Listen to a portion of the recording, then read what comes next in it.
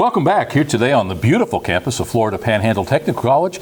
Another in our series of letting you know exactly what we do here at FPTC. Over 40 degree and certification programs available right here on the campus in downtown Chipley. Here today with Jordan and Lisa, two students currently in the drafting program, just a couple doors down from where we find ourselves here in Studio B this morning. We're going to talk to Jordan and Lisa about drafting, perhaps how they got involved in it, what got their attention that made them enter that drafting program. They're both a ways into that program. We'll talk a little bit about their progress to date, maybe what they like, what they don't particularly care for. Also, the brand new 3D printer just delivered this week, state of the art, giving the people here at, the instructors here at Florida Panhandle Technical College, certainly the ability to expose students to that brand new technology, the students to learn how, in this case, in drafting, how to draw on CAD, computer-aided drafting and drawing, how to draw things that can then be printed on that 3D printer. It gets pretty complex. You're going to see some background footage that we shot earlier this week when they were just setting up the machine and learning to use it. When we come back, we're going to talk to Jordan and Lisa about all this and more, and we will be right back.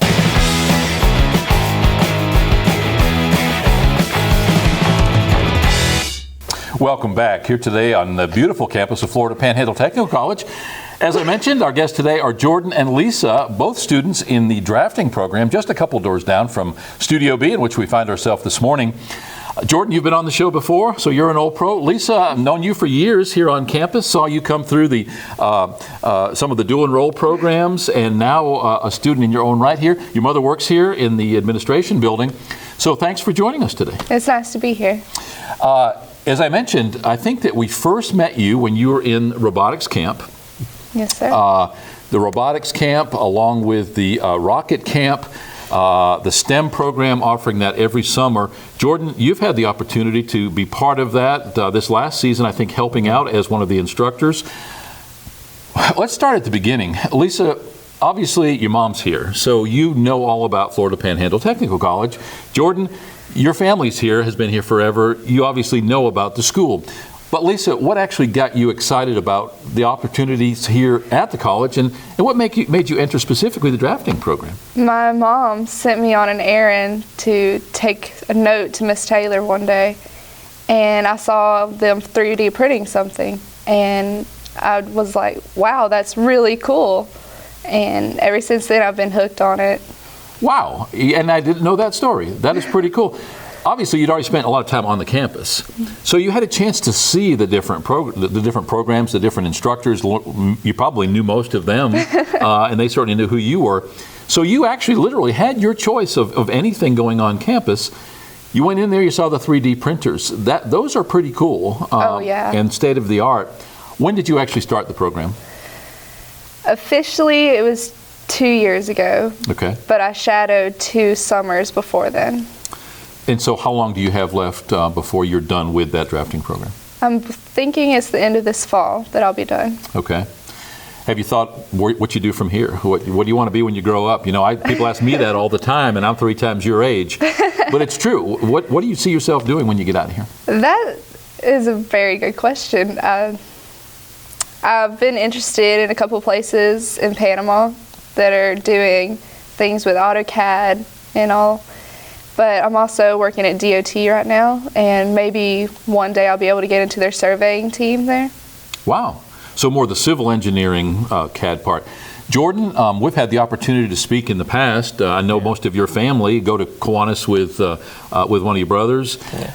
Know your dad, know your grandfather, obviously longtime business owner here in Washington County.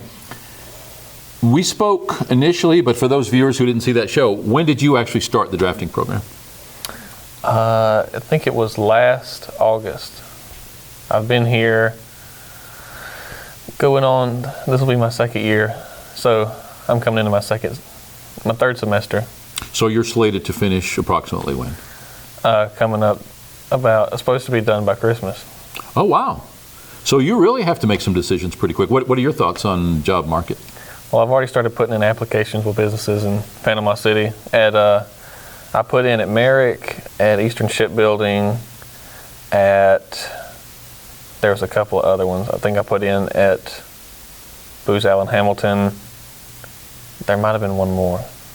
I'm not sure. last year we took a trip down to Eastern Shipbuilding and actually met up with several of your students who were there on that day. We watched the ship get launched. As a matter of fact, we're showing some footage of that right now.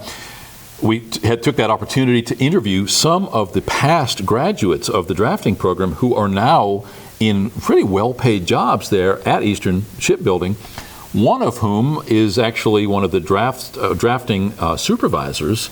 So she's really done well. So we know what you guys produce over there in that drafting program. Ms. Taylor gets rave reviews from students, from other instructors, from the staff here. Lisa, give us your thoughts on Tanya Taylor as that drafting instructor. She's a great teacher. If you have a question, if she doesn't know it, she'll look it up and give you the best possible answer that she could find. And she's always there to help you, even if it's not with classwork. If it's something hindering your classwork, she's going to help you with that too, if she can. And I'm glad that you say that. So often we see that here on campus.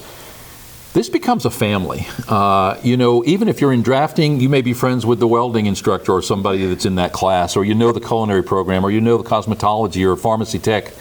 And at the end of the day, people do care about what you're doing. The interesting part here, Ms. Taylor's a good example. Eddie Beckworth, another good example. Both of them could be making really big dollars in their private industries. Tanya comes from a family who has a drafting business. She still does some of that on the side. She could be making a lot more money doing that than she does making teaching and turning out students here. But Eddie Beckworth in welding, and I just pick him because he comes to mind immediately, he could be out there making huge money, and yet for many years now he's been turning out welders who are then going on to fill those jobs and making those big dollars. Like I said, we went to Eastern Shipbuilding, and that was just one application. You mentioned civil engineering, basically, or civil CAD work if you go to a DOT with a surveying situation. CAD, computer-aided drafting and drawing.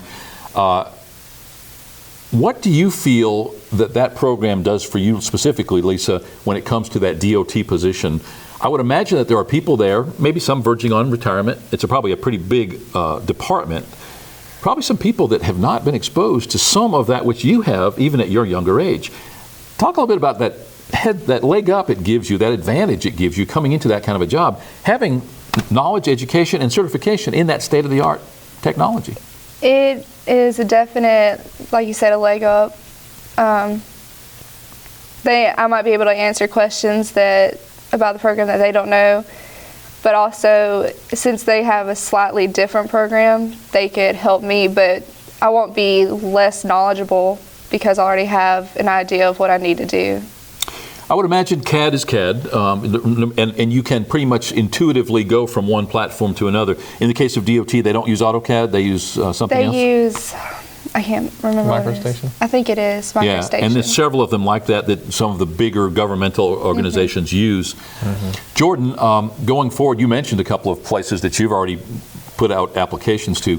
What do you see yourself doing in any of those specific businesses? What kind of products, what kind of drawings do you see yourself doing under those conditions? Well, no, most of the companies that I put in at are mostly military companies. So doing parts for, if you look at their websites, they have military vehicles mostly on their front of their website, like planes, land vehicles, water vehicles, all kinds of stuff. Putting out parts, like individual parts for those, or helping build bigger parts. Some of those requiring security clearances? Yes. Wow. Sherry Skipper, who teaches the cybersecurity program here, she teaches people hacking from a point of view that if you go to a business and you become part of that anti-hacking crew, that you at least understand that. But one of her big things is that you're squeaky clean, and I've heard her give these talks to incoming students. Get rid of all that crap you did as a kid on Facebook. That's not going to hold you in good stead when you go to work. When you go to work for somebody who needs a security clearance, whether it's government, whether it's private business.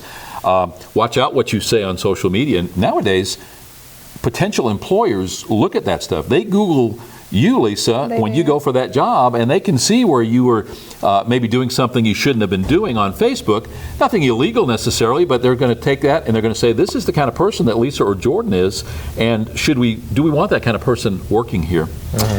What's been the toughest part about drafting, Jordan, since you've been in that program? What's given you the biggest challenge? Staying on task. It's just that's just more of a personal thing, though. Nothing really, no really major hindrances, I guess, in the class itself. Just more keeping your mind on task. I mean, that's skills that you have to learn for future purposes. Time management?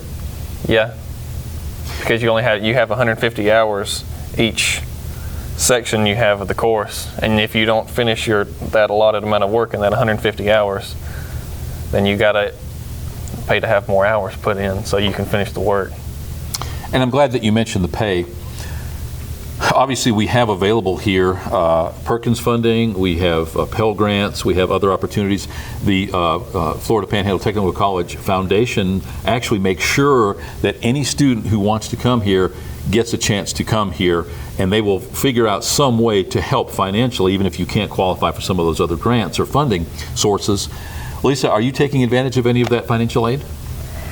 I got a foundation scholarship when I graduated, and it has definitely been a big help for me and my mom for me to come here. Oh, yeah. Yeah. And you say it was through the foundation? Yes, sir. Now, did you have to apply for that? I did, and it was very simple. It was just one page I had to fill out, and it was a great amount to cover for my tuition here.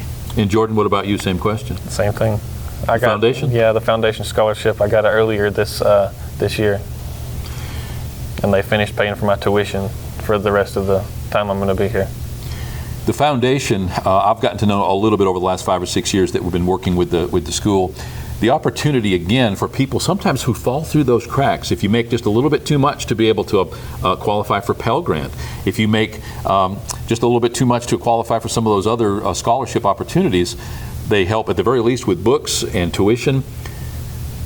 It's interesting that many people who have lived here pretty much their whole lives, at least up to this point, are unaware that Florida Panhandle Technical College exists, that they drive by it every day on Highway 90 or on South Boulevard. They don't know if it's a school or a prison or a hospital. You know, they just see this big building.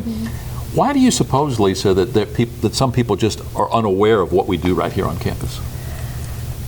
Well, most of it is because their parents or their peers have never pointed out that they had all these other options.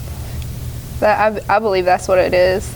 And once they find out these options, like, oh wow, their mind's blown. There's just so many different programs for them to try out. Not enough community outreach. If the people knew what we had, there'd probably be more students here. Mm-hmm. And I'm glad that you say the awareness part. It's only been a little over a year that Washington Holmes Technical Center became Florida Panhandle Technical College. Do you feel that high school students have a reluctance to go to a VOTEC or to a technical center or to a trade school versus going to a college, and that when the name change happened here, that all of a sudden perhaps it became a little bit more acceptable, or that there was a little more attraction to go to college to take drafting versus going to FSU or some other four-year college, which is going to cost you a whole lot more money to do that same thing? Lisa, what do you think about that? Well, I think that as soon as it did turn into a tech college, people were like, this is a place I can go to and not feel bad about it not being a type of college. Because I know some people would try to go to community college, even though they can't probably afford it, just because it is a college. Jordan, is there peer pressure? You're a senior in high school, you know, you're part of whatever clubs and organizations, intramural sports, and everybody's talking about what they're going to do when they get out of school, and this guy's going to this four-year college, and this guy's going to this four-year college, and this guy's going to go take welding. Do you think that there's a stigma there, and that again, having a college now with a college accreditations, do you think that makes a difference? I think it'd make it not sound so, I guess, like because I'd say the technical college is more of like an underdog. People don't think much of it, but when you get here, there's a lot more that meets the eye. So now that they're calling it the Florida Panhandle Technical College, it has more appeal. And we'll only spend another minute on that, but we've found that with some of the other local four-year colleges visit here, they start off with just that attitude. Oh, you guys aren't really a college. I mean, you were a technical center, you're the VOTEC, and they just changed your name. that couldn't be farther from the truth. And once they take the tour and they see the classes, they see the accreditations, they see the degree and certification programming available right here on the campus, they come away with a totally different attitude. Interestingly, a couple of years ago, they had all of the teachers in all of the schools in Washington County take the tour, many of whom had never set foot on the campus, many of whom, and this is really unforgivable, didn't even know what we did here. But now, in their respective middle school or high school, they can actually direct, whether they're a guidance counselor or just a teacher, they can guide some of their students, maybe who they know has some challenges, that they know they're not going to be able to afford $120,000 to go to FSU, but they can certainly qualify for a Pell Grant, or they can get some kind of funding. Come here for a year or two. What's interesting, we have people come here as dual enroll, and we'll talk about dual enrollment, which is another whole cool thing too, in a second. But they'll come here and they'll get enough of an education to get a certification, and then they'll go off to a four-year college, being able to get a job as an electrician's helper, or a culinary worker, or working out in a pharmacy, making a whole lot more money than they could slinging burgers. Nothing wrong with working in a McDonald's, certainly, but if you can make $20 an hour working part-time, working your way through college because of the certification you got here by coming here for a year or so first. Our motto here is a career in a year. One life, 1 year, one great career, a well-paid job in the real world. Lisa, did you actually attend as a dual enrolled student in high school? I did. I started my junior year, and I went 3 hours a day, some days. And it's taken time, but I've definitely made some headway in the class with it. Cool thing about dual enrollment, cost your parents nothing, cost your mom nothing. You went in the afternoon, right? You go to high school in the morning and then come here in the afternoon. Is that the way it worked? I came here in the morning and went to high school in the afternoon. Okay. Either way, it's a half day, so some schools do it one way. And now, did you have your option, or did the school tell you when you would do it? I had my option because I drove. Okay. Well, and that's something I'm learning. I thought all the dual enrolled came in the afternoon, so every show we do, I learn a little something too. Jordan, did you do the same thing? Did you do any dual enrollment when you were in high school? I didn't. After I graduated, I came here the summer, right after the summer. The summer after I graduated, I came here. And I remember that. You had you didn't get much of a vacation. No, I got a couple months after high school, and then I started here. Yeah, not a bad thing to do. Mm-hmm. And I don't know, we're showing footage right now of the drafting program and you guys working. You guys have a lot of fun. You know, really, you do. And I have to say that for pretty much all of the classes. If you're in a class that all you do is put your nose into a book, that's one thing. But you guys get to do some cool stuff. First of all, you're working on a computer most of the time. You're learning drafting. You're learning all that Ms. Taylor has to offer. The other day, you had the brand new 3D printer delivered. We're showing some footage of that right now. We had the opportunity to watch you unbox it, set it up, literally assemble it in the classroom. Lisa, have you had a chance to do hands-on on that 3D printer at all yet? I have not yet, because I'm still there part-time, and when we get the time to start messing with it, it's time for me to go to work. Gotcha. Jordan, I know that you were there for some of that, though, weren't you? Yeah, I was there. I started using it just yesterday. We started printing some stuff out and testing it out and see what we could figure out about it. According to what you know about the job market, about these places for whom you may go to work, are they using these 3D printers? And what part does that technology play when you get into the job force and have a job?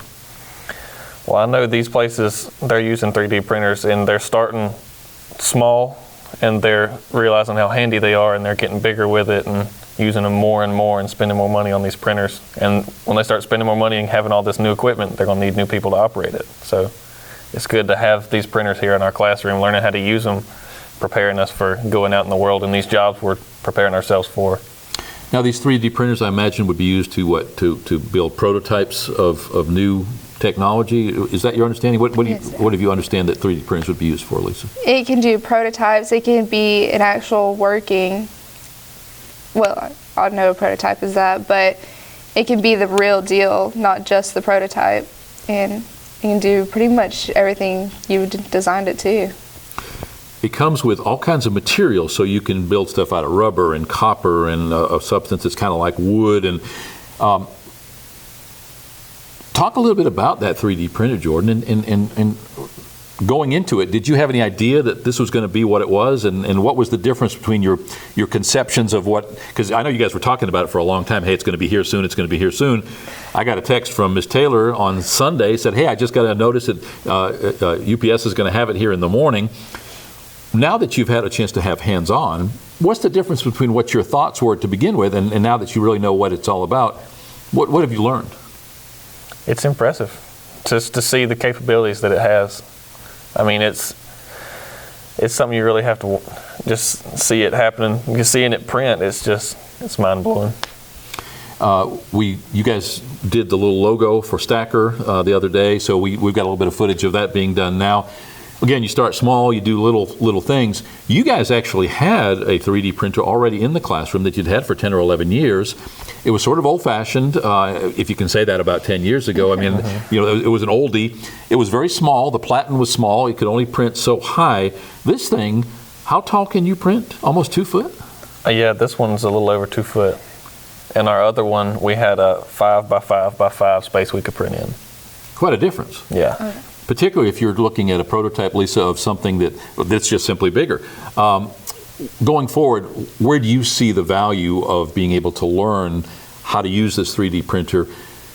As I said when we were talking before we started taping, there's a lot of, I can't help but think you're not necessarily going to go to a business that you have to use a 3D printer, but you're going to be drawing for something that will then be printed on a 3D printer. So you have to know how it works to be able to do the right kind of drawings. What are your thoughts about the value of learning this going forward? When something is printed, you can see better how it's fitting together than just in the computer, and you'll get an idea of how you need to make adjustments on the computer so it's easier when it's been printed to work with. And that makes sense. You're looking at things many times in 3D on the computer screen. 3D on the computer screen is still 2D because you can't reach in there. And that makes a lot of sense. I hadn't thought of that. You're watching it being formed before. So actually, watching it printing on a 3D printer is probably as valuable as getting that piece brought to you after it's done because you're seeing how these things interact. We had kind of kidded around. I know you can do carbon fiber. And I was kidding around with you guys the other day about being able to print out some rotors for one of our drones with carbon fiber. But I think that you could actually probably do that. Oh, yeah. We could do that, definitely. I'm going to hold you to that. Okay. I'll do it. One of the things that people don't realize is the cost of these things. You guys had a grant.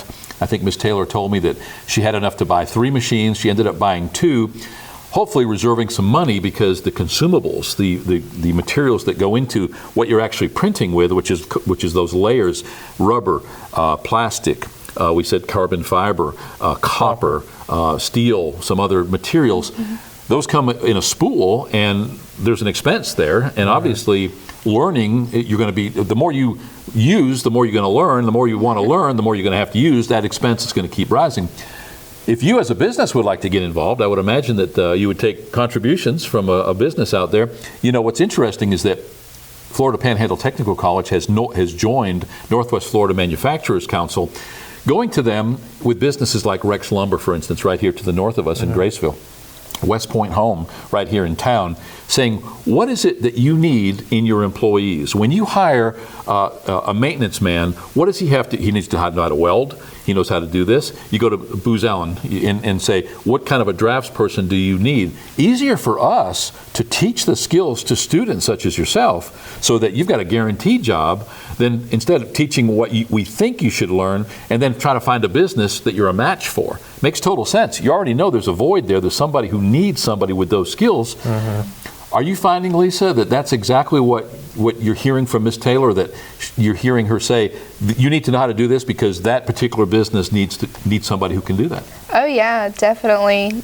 She pounds it into our heads that you need to know this because they want this. And there's several businesses that won't hire you unless you have a certain certification, and she pushes us to get that certification. Drafting, CAD certainly, not drafting because we use the old pencils and pens and the old drafting boards and the rulers and all of the mechanical stuff. CAD, or computer-aided drafting, being relatively new, but still having been around for 20, 30 years, definitely come a long way in that period of time. It's interesting that we look at the old days 10 years ago and some of that old antiquated Your technology moves very, very quickly. Every year, every 6 months, and if you get a little bit behind that curve, it may be the difference in getting a job. Have you seen that might be the case? Oh yeah, because these new businesses there, a lot of them have state-of-the-art technology in there, and if you don't know how to run it, then you won't have a job. You're of no use to them if that's the case. Yeah. What's been the best part of being in the program, Lisa? Definitely the knowledge it's given me. My math improved a lot because of this class, and just my knowledge in general of how the mechanisms work together. Jordan pointed out that time management or staying on task was one of the challenges. What about you? What challenge did you find? Mine is not getting frustrated when I don't get it right the first time. Are you a perfectionist? Oh yes, very much so. And when I do just a little bit off, it'll take me an hour to figure out where I went wrong at. I appreciate you both coming over here today and taking the time away from class. Jordan, is there anything that you'd add? Is there anything that you would say to somebody out there who's maybe kind of lost, doesn't know what they want to do, to maybe engage them and explain to them why they should perhaps look at drafting as a potential career? I definitely wouldn't throw the idea away. I mean, if it's something you think you'd enjoy, I'd come take a look at it before just saying it's not worth it. Again, as we started off by saying, you can come here for one program and actually end up on the entire other end of the campus by the time you get done. They have that fluidity, that flexibility here of saying, okay, no problem. Just because you started carpentry doesn't mean we want you to stay with it if you're going to hate it. We want you to do what you want. And many times people end up in places totally different. Lisa, is there anything that you would add in addition to everything that we've talked about today? I would suggest that people, if they don't know what they want to do, to shadow some classes. It could just change their life. And I'm glad you say that. So if somebody wants to come in here, maybe goes to student services, get checked in, introduce themselves, they would have that opportunity to maybe spend a little bit of time in several classes. If they said, okay, my 3 interests are culinary, cosmetology, and welding, obviously 3 totally different fields, they would actually give you the opportunity to go and sit in those classes for a while and maybe observe. Yes, sir. Man, you can't beat that. Anything that you would add before we go, Jordan? I mean, I wouldn't overlook the technical college. I mean, there's just so much that's offered here. Over 40 degree and certification programs offered right now, some of our newest ones being hemodialysis, which obviously that's a growth industry in the medical field.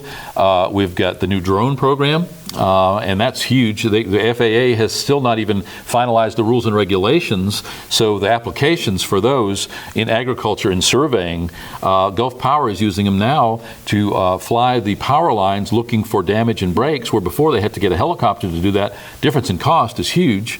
The opportunities for dangerous situations and somebody getting harmed in that operation certainly diminished. So it's cheaper, it's safer. And then obviously we've got things like cybersecurity, which tie in with what you guys do, because if you don't have a good cybersecurity person working at your business and you spend all day on a computer, your stuff could get hacked. So I would venture to say that even though we still teach some of the old skills like culinary and cosmetology and welding, that on the other side of the scale we've got all the new high-tech stuff. You guys recently took advantage of some of the programming and machinery at the welding program in the CNC machine. You were actually made Christmas ornaments. Tell me a little bit about that, Lisa. Every year our teacher gives us a theme, and we have to design it on AutoCAD in 2D. And it can be a little frustrating sometimes because it has to be a certain distance in some places. But it's a good experience to try to be creative for that. So you did that, you took the drawings, and then you went to Eddie Beckworth over at Welding, and what did you do over there? He just plugged them into his machine, and he showed us how his machine cut it out. And he used a plasma cutter, which in itself is state-of-the-art.